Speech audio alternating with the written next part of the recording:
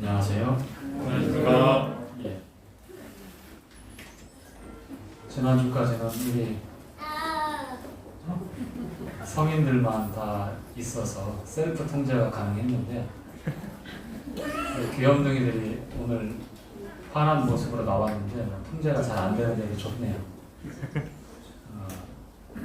예배당 분위기가 훨씬 더 밝아진 것 같고, 바로 이게 우리 믿음의 공동체의 모습 아닌가라는 서로의 위안이 되어지고 또 기쁨도 되어지고 잔잔한 즐거움도 있습니다. 예배당 안에서 우리 아이들의 이런 명랑하고 밝은 웃음소리가 계속 흘러나오는 것이 건강한 그런 공동체, 건강한 믿음의 공동체의 한 특징이죠.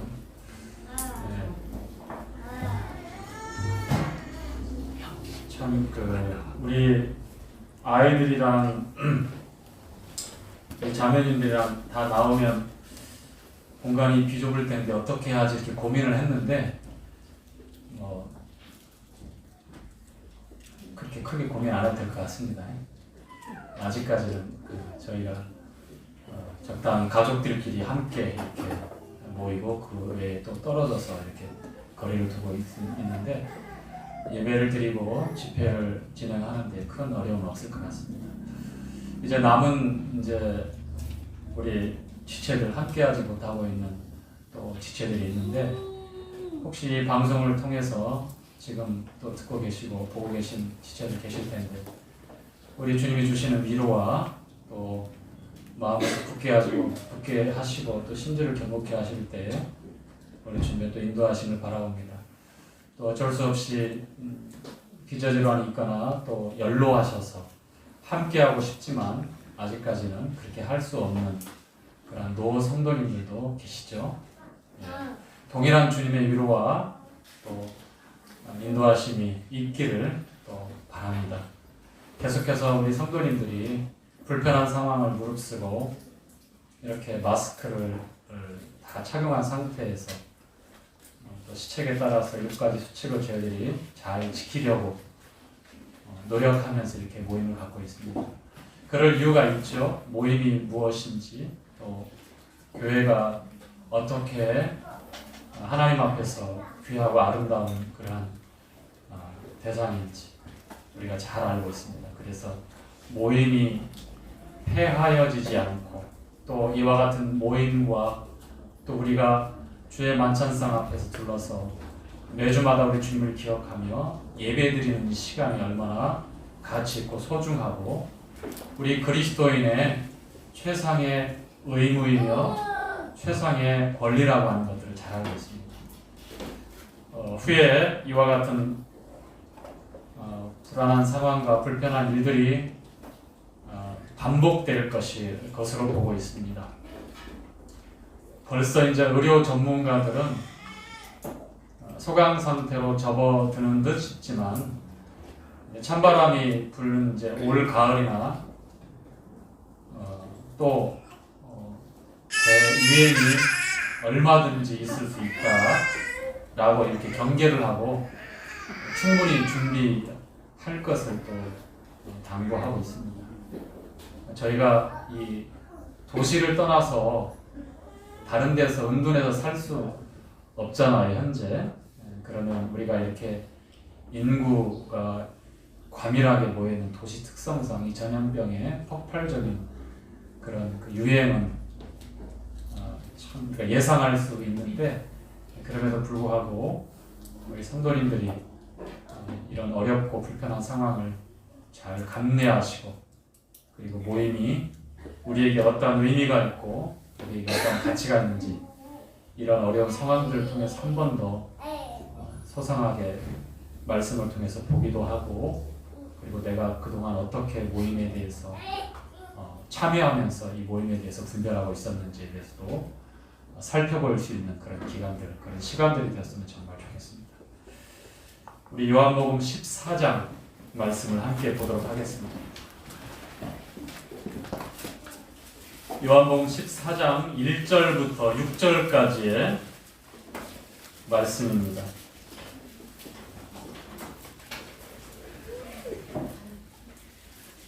함께 읽지요. 너희는 시작. 너희는 마음에 의심하지 말라. 하나님을 믿으니 또 나를 믿으라. 내 아버지 집에 거할 곳이 많도다.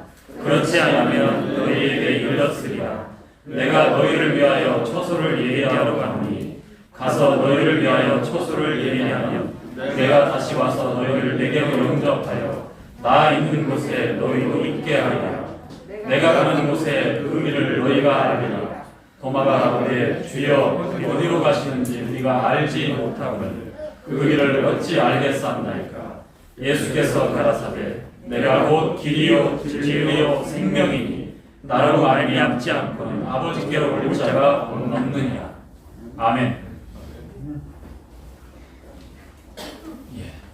코로나19 이 바이러스가 국내외적으로 많은 삶의 변화를 몰고 왔습니다.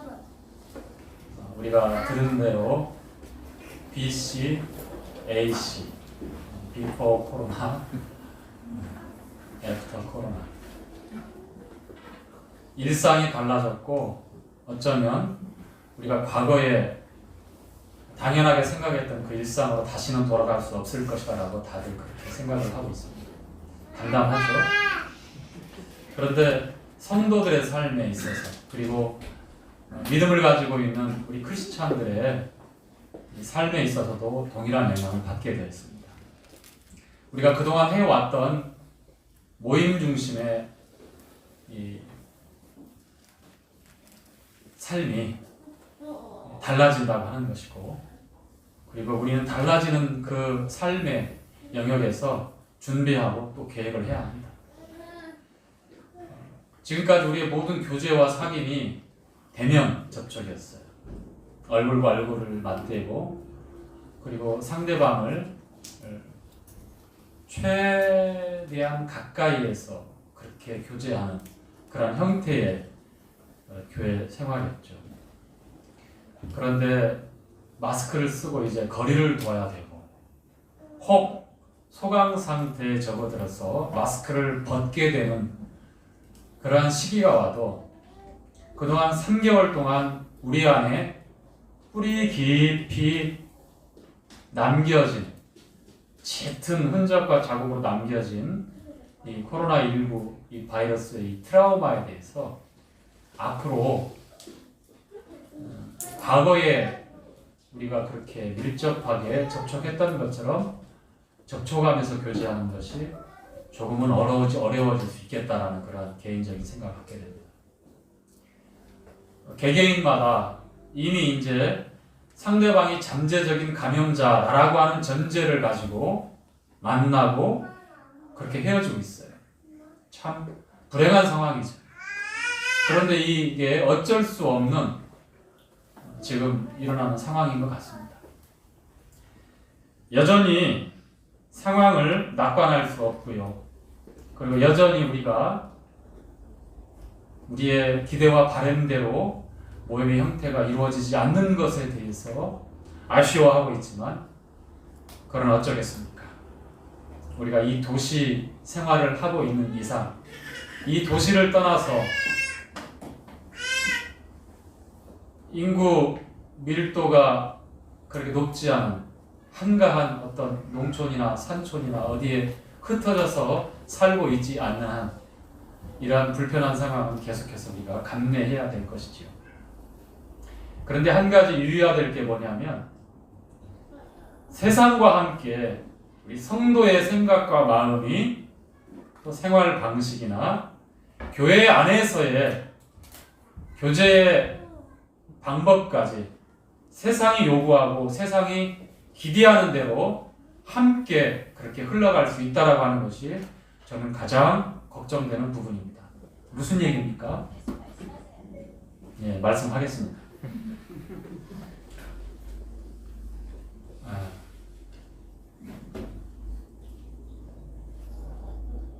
우리 사랑하는 지역교회 성도들이 3개월 가까이 모이지 못하고 있는 모임들이 절반이 넘습니다. 다양한 방법으로 교제를 하고 있습니다. 비대면 접촉, 온라인상에서 교제를 하고 있고요. 그리고 앞으로도 그러한 방법들이 많이 유용되어질 것 같습니다. 그런데 우리가 잘 알다시피 모임이라고 하는 것은 사이버상에서 이루어지는 어쩔 수 없는 형태, 그런 형태의 교제 방법도 있을 수 있겠지만 본래 그런 것은 비정상적인 거예요. 환경이 나은, 그리고 가장 좋은 서로를 보호하고 안전하게 교제할 수 있는 방법이 무엇일까라고 고민하면서 이 IT 기계가 일상화되어져 있고, 그리고 우리나라의 이 IT 문화가 전 세계적으로도 비교했을 때 굉장히 발달되어 있기 때문에 이러한 문명의 이기를 통해서 우리가 그런 교제를 계속해서 이어오고 있는 것이죠. 그러나 성경에서 우리에게 말씀하고 있는 그러한 교제, 그러한 사귐은 그와 같은 것이 아니라는 걸 잘 알고 있습니다. 우리 주님께서 제자들을 모으시고 제자들과 3년 6개월의 기간, 공생의 기간을 늘 함께 하면서 처음부터 끝까지 하나님 나라에 대해서 누구보다도 가장 자세하게 가르치고 또 예수 그리스도에 관한, 말씀에 관한 비밀들을 그렇게 열어 보여주셨습니다. 제자들은 누구보다도 가까이에서 실제로 보고 주목하여 만지고 동고동락하며 하나님의 말씀이신 우리 주님과 함께 그 많은 시간을 보냈지만 여전히 그 눈이 가리워져 있었고 여전히 우리 주님께서 제자들에게 주시는 그 말씀의 그 깊이를 이해하고 있지 못했습니다. 그 중에 하나가 하나님의 말씀을 따라서 예언되어져 있는 그 구약의 많은 말씀들이 있죠. 구세주가 어떠한 고난을 받을 것인가에 대한, 그러나 그와 같이 주님께서 반드시 거쳐야 되고 반드시 피할 수 없는 그 길을 말씀하실 때 제자들은 깜짝 놀랐고 물어보는 것조차, 이와 같은 우리 주님의 말씀에 대해서 물어보는 것조차도 싫어했습니다. 그들이 꿈꾸는 것은 이 땅에서 이루어지는 메시아 왕국이었고요. 그들이 기대하고 바라보는 것은 우리 주님이 신정 통치를 하는 나라에서 주님의 최측근에서 그 권력의 한 부분에 그 자리에 자기들이 서는 것을 원하고 있었던 거예요.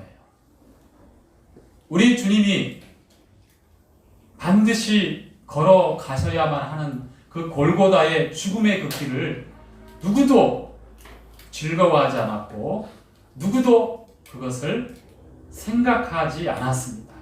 그것은 자신들이 생각하고 자신들이 기대하고 있는 땅에 이루어질 메시아 왕국에 대해서 용납할 수 없는 그러한 말씀들이었기 때문에, 그래서 주님께서 계속해서 말씀을 제자들에게 하지만 그 부분, 주님이 가셔야만 하는 그 고난의 길, 그 죽음의 길에 대해서는 자신들이 의지하고 바라보고 모든 것을 내버려두고 우리가 주님을 따랐는데, 하나님의 아들이라고 하는 것을 분명한 확신 가운데서 함께 왔는데, 이제 공생의 끝 마무리에 우리 주님께서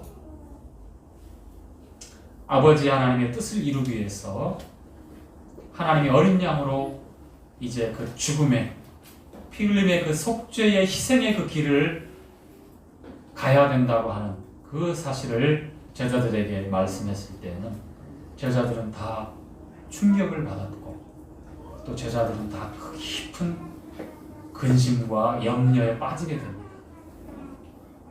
그리고 주님은 다가오는 고난 앞에서 제자들의 약함을 말씀하고 있습니다.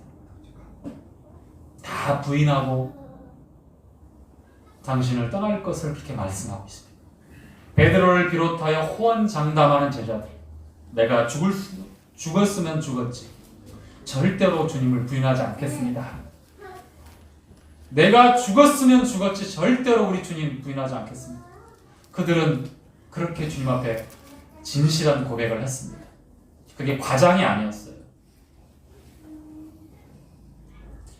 자기 스스로 아무리 그 마음을 뒤져봐도 그것은 거짓이 아니었습니다. 진실이었습니다. 진실로 주님 앞에서 그렇게 고백했습니다.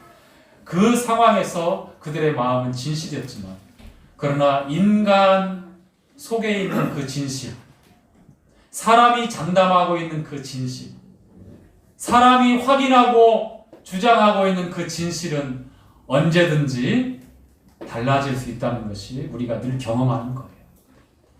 제자들 역시 우리 주님이 중보하고 끝까지 그들을 위해서 간구하지 않았다면 망하는 길을 갔을 것입니다.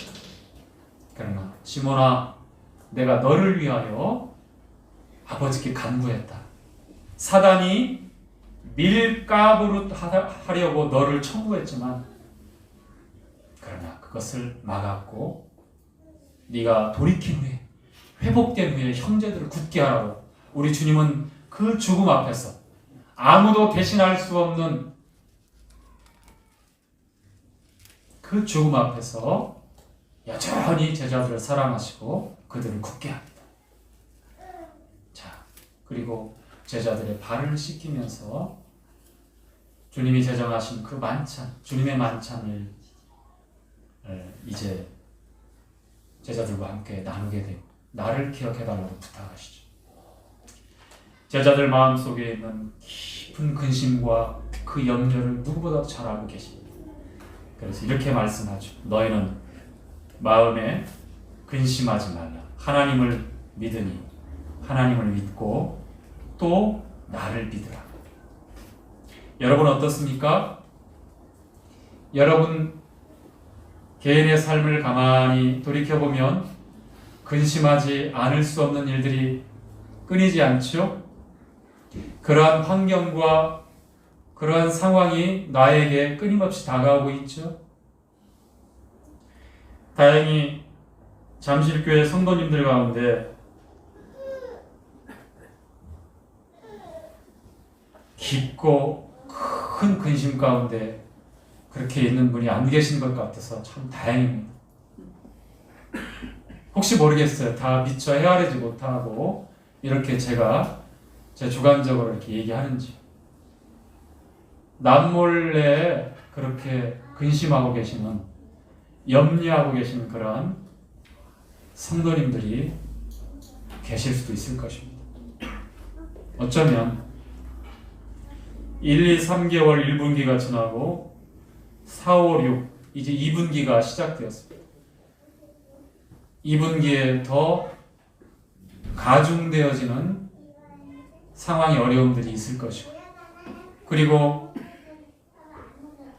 7, 8, 9, 3분기, 10, 11, 12, 4분기, 그리고 2021년 접어들면 현재 우리가 견딜만하다, 아직까지는 괜찮아, 이렇게 생각하고 계셨던, 그리고 실제 그렇게 평안을 유지하고 계셨던 우리 성도님들의 가정에, 또 우리 성도님들의 개개인의 삶에 어떤 변화가 생겨날지, 그리고 어떤 어려움을 남몰래 꼭 참고 감내해야 될지 모르겠습니다.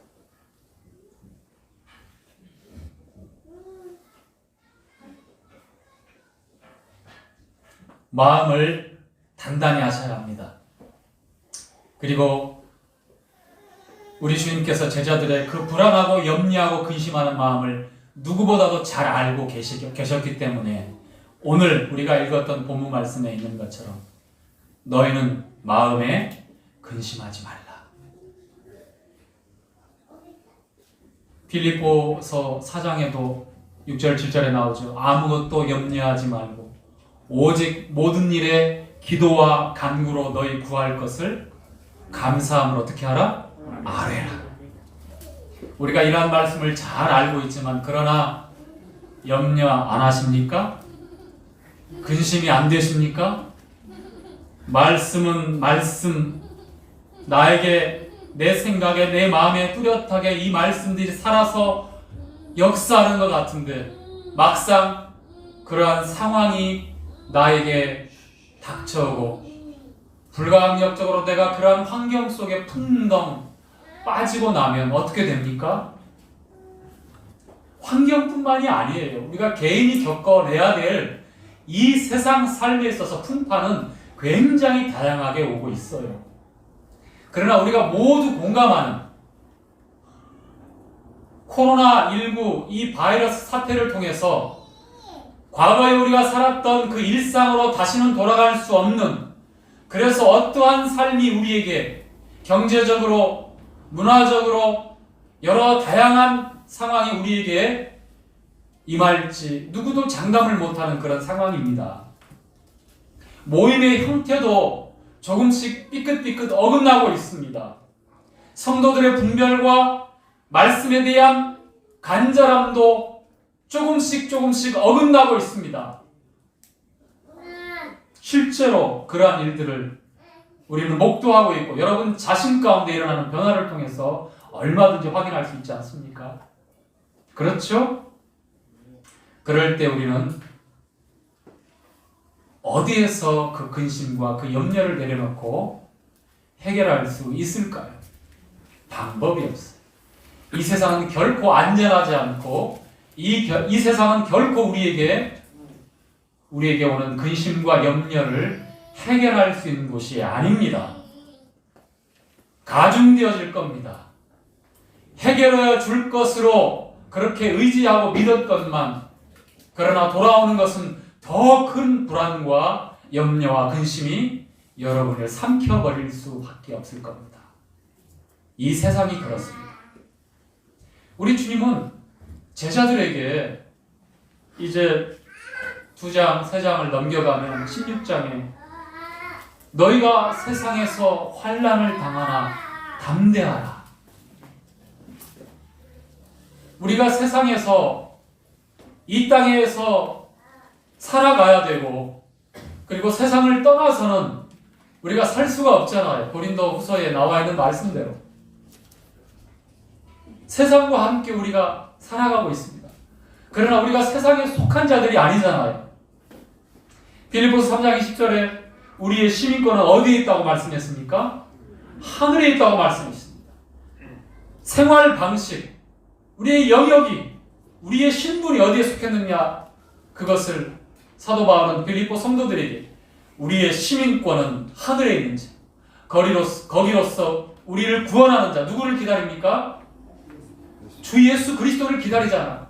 우리 주님이 오시는 날에 주님과 같은 그런 영광스러운 존재로 우리를 변화하게, 우리를 하나님의 그 영원한 생명으로 덧입게 하는 그런 소망 가운데 살고 있는 하늘에 속한 자라고 하는 분명한 신분과 그 위치에 대해서 말씀하고 있습니다. 우리가 불안해하고 염려하고 두려워하는 것, 그것은 우리가 떨쳐내지 못하고 있는 여러 원인 중에 하나가 뭐냐면 우리가 땅에 속해 있고 세상에 속해 있는 그 삶이 우리의 전부인 것으로 우리가 그렇게 우리 자신을 이해하고 받아들이고 그렇게 적용하려고 있어요. 계속해서. 오늘도 여전히 그렇고 내일도 언론에서 말하고 있는 몇몇 전문가가 얘기하고 있는 얘기들에 있어서 일희일비하면서 우리가 불안해하고 있습니다. 그렇게 살아가고 있어요. 그럴 수밖에 없습니다. 우리의 초점과 우리의 생각과 우리의 관심이 거기에 초점을 맞춰서, 거기에 포커스를 맞추고서 우리의 신경이 곤두세워져서 그렇게 생각하고 판단하고 선택하면 계속해서 염려하고 근심하고 불안해하는 것은 쉼없이, 그리고 그 강도는 되어질 것이고 우리는 어쩔 수 없이 세상이 하라는 대로 순응하며 끌려갈 수밖에 없고 도도하고 거대하게 흘러가는 이 세상의 타락과 파멸의 물결에 우리도 편승해서 어쩔 수 없이 흘러가게 될 것입니다. 그 끝은 자명하잖아. 잘 알고 있잖아. 왜 레위기 11장에 율법에 정한 식물과 부정한 식물을 말씀할 때에 정한 식물, 먹을 수 있는 것들, 율법 시대지만 그것을 통해서 우리에게 교훈하고 있는 것이 있잖아요.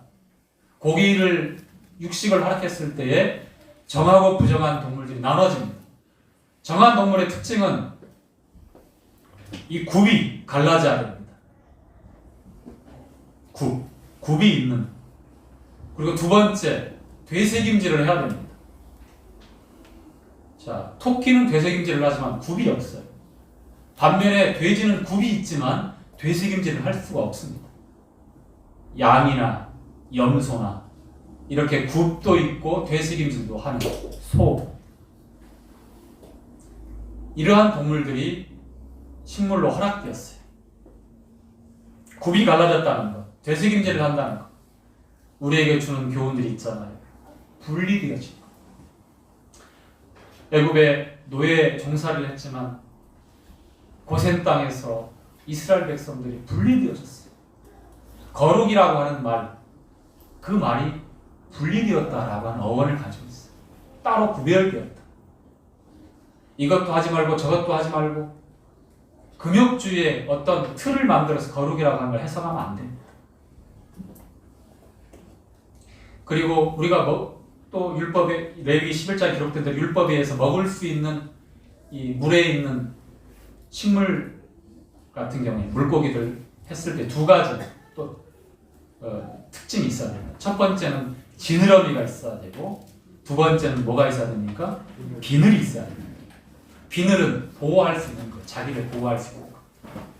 에베소 6장에 보면 하나님의 전신갑주를 얘기했을 때에 하나님의 그리스도의 십자가 군사들이 어떻게 해야 되는지, 그리고 중요한 게 있어요. 이 지느러미는 무슨 역할을 하죠? 헤엄칠 때 역할을 해요. 헤엄칠 수 없는 그러한 갑각류들, 뭐 조개나, 그렇죠? 바지락 칼국수, 정말 맛있죠. 바지락. 율법에 의하면 우리가 식용으로 불가하는 게 바지락 같은 조개, 지느러미가 없기 때문에 또 비늘이 없는 그런 형태. 여러분 먹는 게 해삼 참 좋아하시죠? 굴도 참 맛나게 잘 드시죠? 율법 시대였으면 우리가 못 먹었다는 걸 지금은 다 먹죠. 율법이 아니니까. 저는 돼지갈비도 잘 먹고요. 정말 잘 먹어요. 못 먹는 게 없어요. 율법이 주어졌을 때 이스라엘 백성들을 통해서 우리에게 주시고자 하는 하나님의 말씀, 그 교훈, 진리가 있다는 거예요. 왜 지느러미 있는 물고기 중에서도 지느러미가 있어야 되는 그 수산물들이 식용으로 허락되었냐? 흘러가는 이 물줄기, 흘러가는 대로 흘러가는 것이 아니라 연어나 회기성 그런 어류들을 보면 자기가 태어난 고향을 기억해요. 알에서 부화했을 때 치어로 살았던 그 상류의 깨끗한 민물의 그 물의 냄새며 모든 것을 느낌으로 본능적으로 기억합니다. 그리고 수년 동안 흘러서 넓은 큰 바다에서 살다가 이제 성체가 되어서 다시 거슬러 올라와요. 뭐가 있기 때문에? 지느러미가 있기 때문에. 회귀본능. 즉 성도들은 본향 하늘나라를 향해서 그렇게 끊임없이 헤엄쳐서 주님의 나라에까지 그렇게 이르는 믿음의 살아있는 생명의 길을 가는 그러한 하나님의 거룩한 자들이라는, 구별된 자들, 거룩한 하나님의 백성이라고 하는 것을 레위기 11장을 통해서 말씀하고 있는 거예요. 그러나 그렇지만 이 믿음의 지느러미라고 하는 것들이 없다고 하면 헤엄칠 수도 없고 그 자리에 납작 엎드려 있다가 거세게 세상의 파멸의 물결, 타락의 물결, 도도하게 흘러갈 때에 그 물살에 휩쓸려서 온데간데 흔적도 없이 떠내려 갈 수밖에 없는 거예요. 잘 아시죠? 자, 그래서 우리가 주님께서 제자들에게 마음에 근심하지 말고 염려하지 말라고 하셨을 때 왜 그러신지 읽어가면서 확인하도록 하겠습니다. 자, 2절에 보면 이런 말씀이 나옵니다. 내 아버지 집에 거할 곳이 많도다. 그렇지 않으면 너희에게 일렀으리라. 내 아버지 집. 내 아버지 집이 어떤 집이죠? 어떤 집일 것 같습니까? 물론 우리가 이 땅에서는 아버지의 집이 교회라고 하는 걸 잘 알고 있습니다. 디모데전서 3장 15절에 보면 이 집은 하나님의 집이라고 말씀하고 있고 교회라고 말씀하고 있고요. 진리의 기둥과 터라고 말씀하고 있습니다. 교회는 구원받은 성도들이 따로 모이는 모임 자체를 교회라고 했죠. 번듯하고 아주 화려한 인테리어가 된 건물을 교회라고 말씀하고 있지 않고요. 그건 예배당, 건물일 뿐이고요. 성도들이 모여있는 것.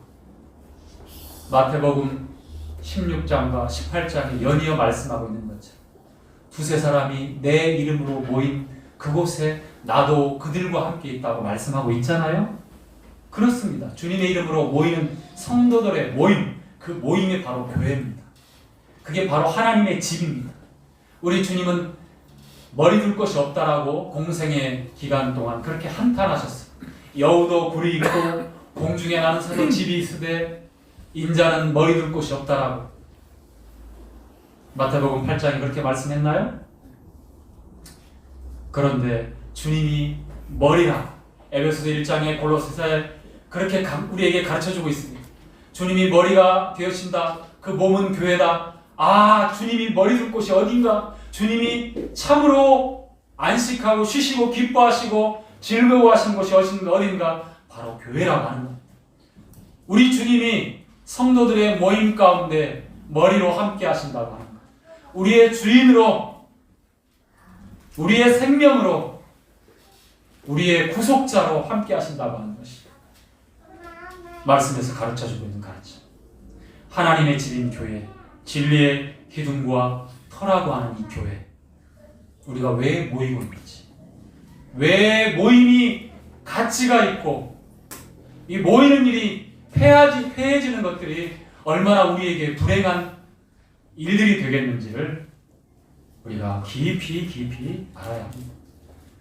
내 아버지 집에 거할 곳이 많다. 이것은 영어 성경에 보니까 맨션이라고 또 기록하고 있는데요. 실제로 요한계시록 21장에 보면 내 아버지 집에 거할 곳에 대해서 이렇게 증가하고 있습니다. 우리 함께 보지요. 계시록 21장.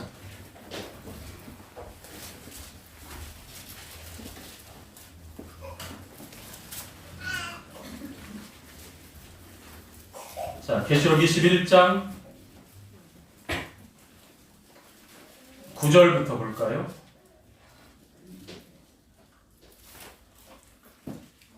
자, 9절부터 자, 홀수절, 짝수절 나눠서 교독하겠습니다. 형제님들부터요.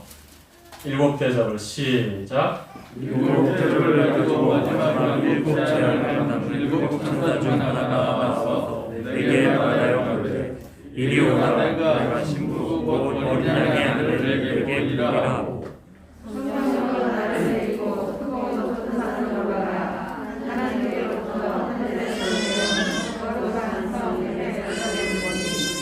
하나님의 영광이 있음에 그 성의 빛이 지극히 귀한 보석 같고 벽옥과 수정같이 맑더라. 그건 어떤 성같이 있고 12문이 있는데 문에 12천사가 있고 그 문을 위에 이름을 썼으니 이스라엘 자손 12지파의 이름들이라. 동편의 셈은 북편의 셈은 남편의 셈은 서편의 셈이니 그 성의 성곽에는 12표적이 있고 그 위에 어린 양의 12사자의 12이름이 있나라. 내게 말하는 자가 그 성과 그 문들과 성곽을 청량하려고 큰 갈대를 가졌더라. 그 성은 내부가 반듯하여 장관이 가득하라. 그 갈대로 그 성을 청량하니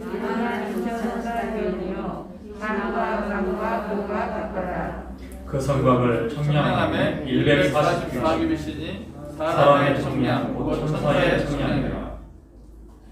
계속 그 성곽은 벽으로 쌓였고 그 성은 천문인데 맑은 이리가다.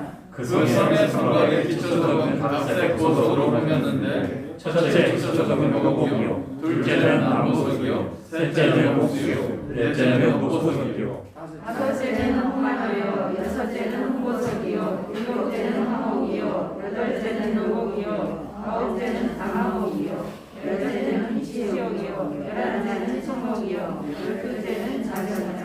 그 12문은 12진주니 문마다 한 진주요 성에 이르는 맑은 유리와 같은 정금이더라. 그 안에 성전을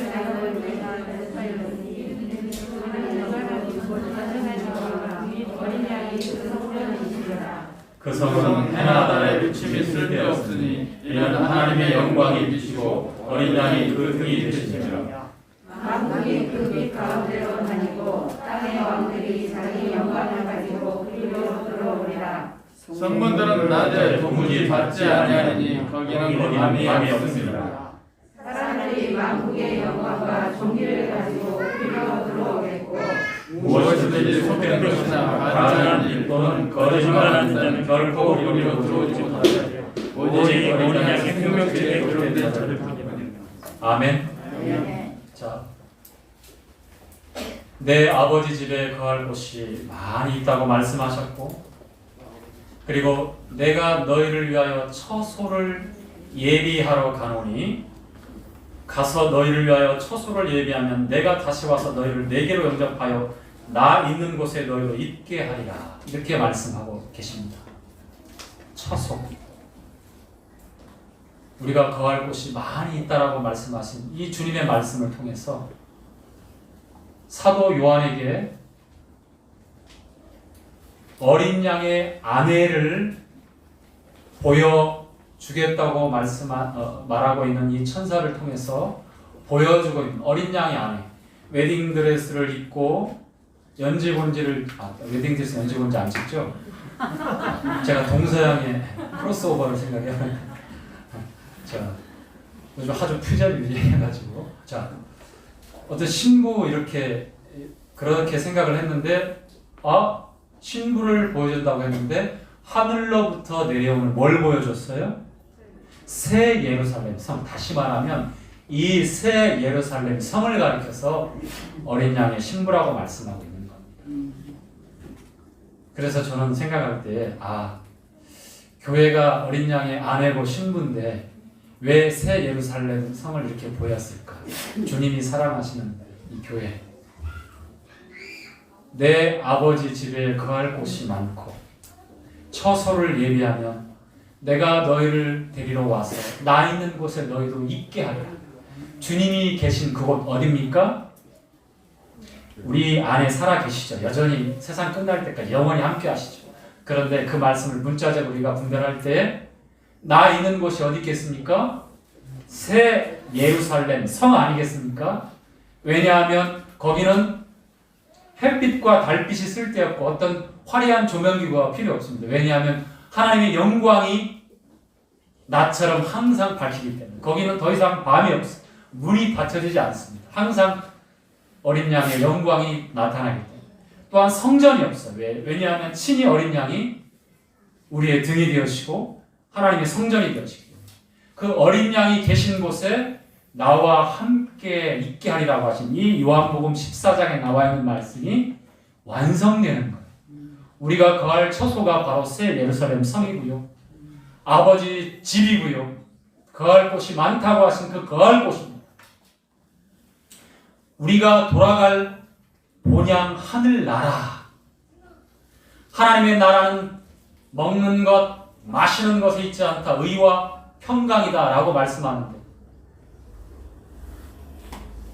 이것들은 우리 안에 이루어지는 주님의 나라라고 보면 실제적으로 문자적으로 이루어지는 우리 앞에 똑똑히 이루어지는 그 하나님의 나라.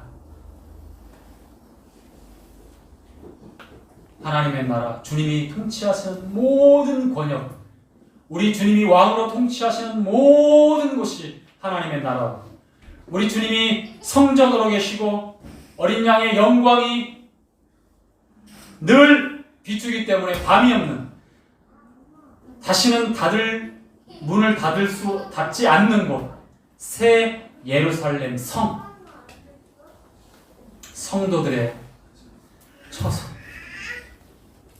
성도들이 주님과 함께 몸을 이루어 이 교회가 시간과 공간과 모든 것들을 초월해서 함께하는 그 교회, 그게 바로 새 예루살렘 성에서 완성되는 거예요. 그래서 그렇게 주님께서 제자들에게 말씀하고 계시는 것입니다. 염려하지 말라, 근심하지 말라, 하나님을 믿고 또 나를 믿어라. 자, 12,000 스타디온이라고 했습니까? 장과 광과 고가 같다고 그랬죠. 우리가 예전에 교제한 대로 1스타디온은 약 185m 정도로 합니다. 어떤 때는 뭐 178m, 어떤 때는 192m 하는데 그 중간 정도에 있어 약 185m. 곱하기 12,000 하면 2,200km가 나와요. 장과 길이, 넓이, 높이, 얼마나 웅장하고 거대한 성이겠습니까? 그러한 도시겠습니까? 거기에서 여러분 화장실 2개, 방 3개 있는 그러한 집을 지금도 여전히 그런 그 이상적인 주거 환경을 생각하고 그렇게 가꾸고 계시죠? 드레스룸도 있어야 되고 요즘은 30평대 넘어가면 당연스럽게 드레스룸을 갖추더라고요. 오래도록 서민들의 주거 문화의 로망이 방 3개, 화장실 2개. 그렇죠?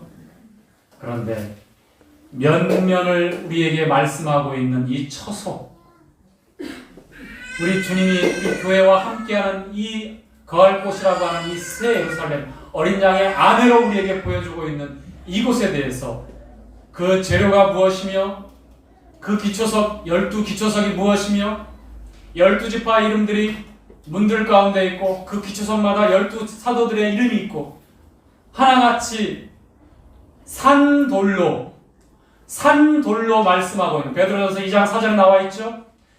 보배로운 산돌이신 우리 주님과 함께 너희들도 산돌이 되어서 하나님의 집으로 지어져 간다고 말씀하고 있잖아요. 그 산돌이 무엇입니까? 리빙스톤.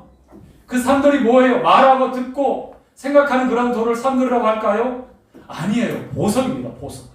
오늘 우리가 계시록 21장에 읽었던 이 보석, 사파이어, 에메랄드, 자스퍼, 비치옥, 노곡, 화목 이렇게 줄줄줄 한글로 나와 있는데 영어로 하면 훨씬 더 고급진 것 같습니다만 한자로 쓰면 어떻게 그냥 클래식하고 영어로 하면 훨씬 더 고급지게 들려지는데 참 어감이 참 그렇습니다만 그래요. 에메랄드, 그런 12기초석이 이렇게 갖춰진 곳에 12사도의 이름이 선명하게 기록된 곳에 사도들의 그 터 위에 사도들의 그 신앙 고백과 우리 주님이 반석이잖아요. 어떻게 교회가 세워졌는지 이 예루살렘 성을 통해서 우리는 또 한 번 확인하는 겁니다. 기초석이 사도들의 이름들이 다 새겨져 있어요. 12진주문이 있고 거기에 12지파, 이스라엘의 12지파 이름이 있어요. 루벤부터 시작해서 베냐민까지. 단과 에브라임이 빠지고 요셉과 다른 사람이 다른 아들이 들어가게 되죠. 금이다.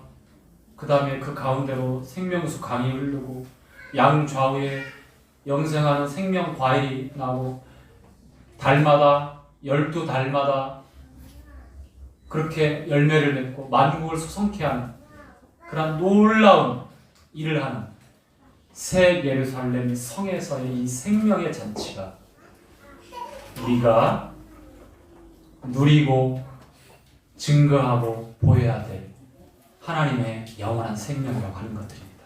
그것이 여러분 안에 있다는 거예요. 내 안에 있다는 겁니다.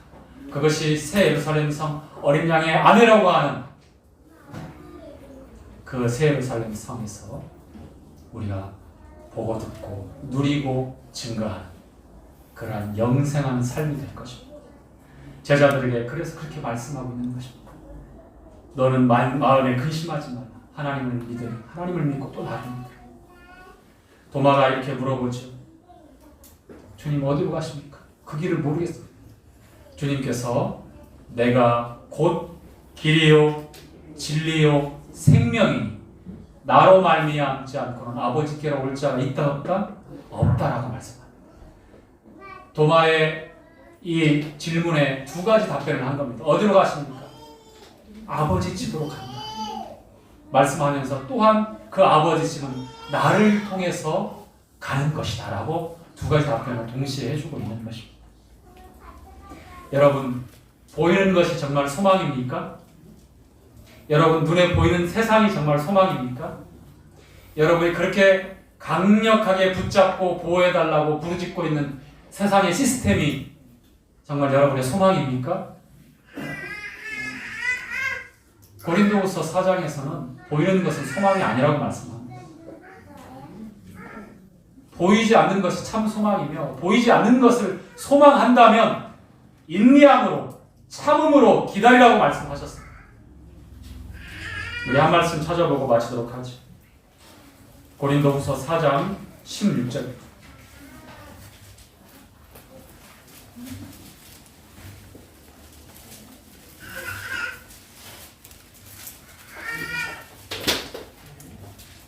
고린도후서 4장 16절.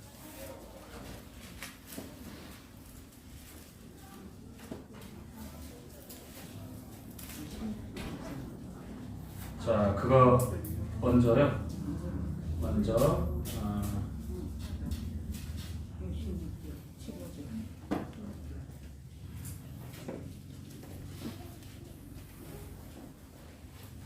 제가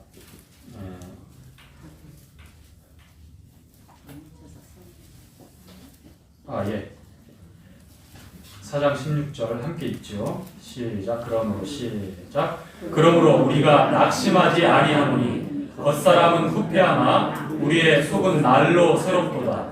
우리의 잠시 받는 환난에 경한 것이 지극히 크고 영원한 영광에 중한 것을 우리에게 이루게 하느니 우리의 돌아보는 것은 보이는 것이 아니요 보이지 않는 것이니 보이는 것은 잠깐이요 보이지 않는 것은 영원함이니라. 아멘? 네. 그러면서 땅에 있는 장막집이 무너지면 하늘에 있는 장막집이 우리에게 입혀진다고 말씀합니다. 여기서 우리의 날마다 후패하는 이 겉사람을 상징하고 있어요. 땅에 있는 장막집. 보이는 것을 말씀하고 있습니다. 보이지 않는 하나님께서 우리에게 주시는 영원한 생명이 그것이 우리가 소망해야 될 우리가 붙들고 의지하고 모든 근심과 염려를 떨쳐버려야 될 근거가 되는 것입니다. 우리 주님이 그렇게 약속했고 그렇게 이루셨고 그리고 그것을 우리로 하여금 실제로 경험하게 하십니다. 로마서 8장에서도 보면 보이지 않는 것을 바라면 참음으로 인내함으로 기다리라고 말씀을 합니다. 성도 여러분, 눈에 보이는 이 땅의 모든 일들은 변해가고 점점점 우리를 염려하게 하고 근심하게 하는 일들이 내일도 그리고 그 다음 날도 우리 앞에 일어날 것입니다.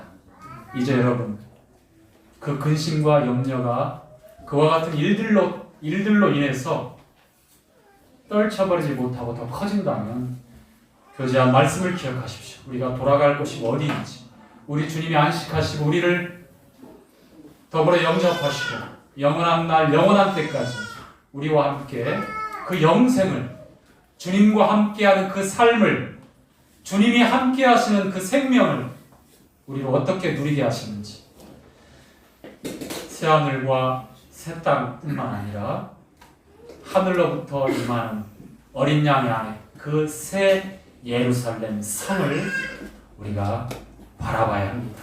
우리의 집입니다. 우리의 처소입니다. 어린 양의 영광이 언제고 나타나는 그런 우리의 고향이라는 사실을 꼭 잊지 않기를 바랍니다. 마치도록 하겠습니다.